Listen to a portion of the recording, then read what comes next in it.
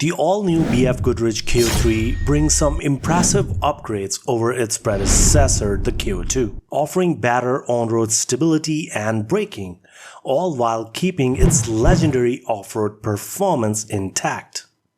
But here's the real question. Does that actually make this tire better than the Toyo Open Country AT3? Well, let's put these tires head to head and find out, starting things off with dry performance. When the roads are bone dry, you'd expect all-terrain tires to hold their own, right? Well, the Toyo Open Country AT3 absolutely shines here. Slam on the brakes or whip around a tight corner, and you'll feel it gripping the road like it owes it money.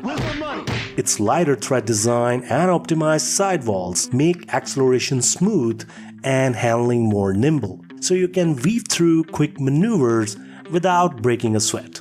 On the other side, the BFGoodrich KO3, while still respectable in these scenarios, feels just a bit more rugged and heavy underfoot.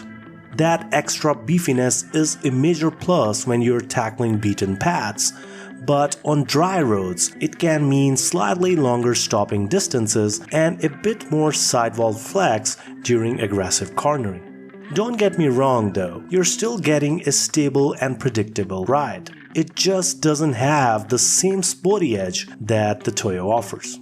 So if most of your miles are spent cruising highways and you want sharper handling with a lighter feel on the throttle, the Toyo AT3 takes the win. But if you prefer your tires built like a tank and don't mind a little extra weight, then the KO3 might be more your style. Even though the Toyo Open Country AT3 provides faster wet braking and better handling compared to KO3, it's still not a great tire overall for wet conditions. In fact, wet performance is actually its weakest aspect. The thing is, when you push this tire past its comfort zone, it understeers pretty quickly, where the front tires just don't turn as sharply as you would want. Plus, the tire has a tendency to kick out from the rear, especially under power. This means you might find yourself doing some unexpected counter steering to keep things in check. Now, the main issue with the Toyo AT3 is its lack of full depth siping. Once the tire wears down to say 40%, almost half of its original siping disappears. And needless to say, this significantly reduces its grip. But yes, overall, it's still better than the KO3 for sure. Now, the BFGoodrich KO3 feels surprisingly adequate at first on wet roads. Its front end has decent sharpness to it, and you can actually sense what's happening through the steering wheel. But as soon as you push it, especially at higher speeds, it starts to show its limitations, where response times slow down, braking distances get longer, and lateral traction takes a noticeable hit. Both of these 3-peak rated tires here are built to handle severe winter conditions, so you won't be slipping around like Bambi on ice. But here's the thing, each tire has its own unique strengths. The BFGoodrich KO3 delivers better performance in snow, while the Toyo AT3 takes the lead on icy surfaces. So why this happens? Well, let's start with KO3. Now, this tire excels at creating snow-to-snow contact, which is a big deal because snow sticks to snow far better than it does to rubber. Thanks to its aggressive multi-directional siping and interlocking hook-shaped lugs, the KO3 simply locks in more snow, giving you better traction. And that's not all. The KO3 also features thick mud scoops and reinforced sidewalls that act like shovels. They basically push snow backward, helping the tire maintain forward momentum and enhancing snow acceleration. Now, the Toyo Open Country AT3 on the other hand is more pro on ice, and that's mainly because of two things.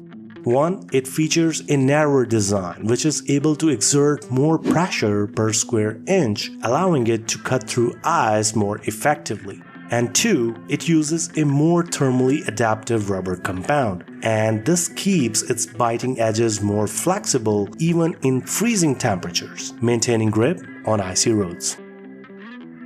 When it comes to comfort, both tires showcase unique characteristics. The KO3 delivers a controlled feel that soaks up bigger bumps without causing too much shake. It won't exactly feel like riding on a cloud, but it does a decent job smoothing out sharper impacts.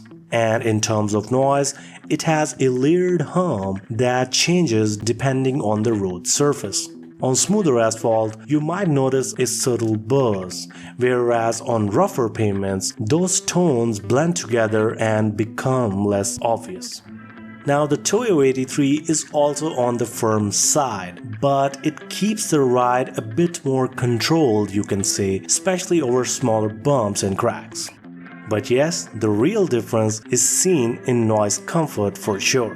The Toyo AT3 is noticeably quieter, and a lot of that comes down to its less aggressive tread design. For example, it features ridges between the shoulder blocks that help manage airflow more effectively.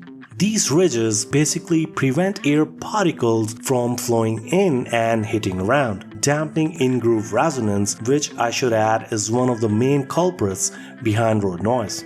So yes, overall, it's safe to say that the Toyo AT3 is a better pick here, providing greater comfort than KO3.